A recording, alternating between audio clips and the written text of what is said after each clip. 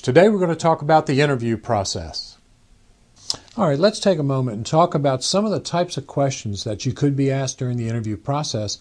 And sometimes the questions are misleading because we're taking them personally when they're really talking professionally.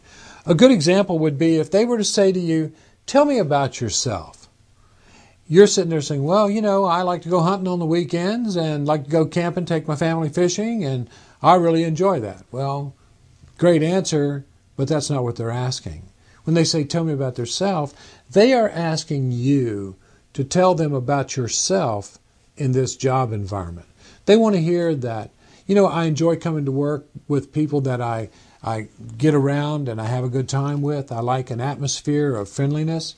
Your company being a company that specializes in public relations and customer service, well, this is the environment that I like. And it would work well for me to work well in your environment. That would be more in line with what they're really asking when they say, "Tell me about yourself." When they ask about strengths and weaknesses, again, they're not asking for you to really tell them, "Well, I'm very good at this and I'm weak at this." But in essence, they may be asking you about how that would apply to the workforce, to the workplace, where you are actually going to go to work.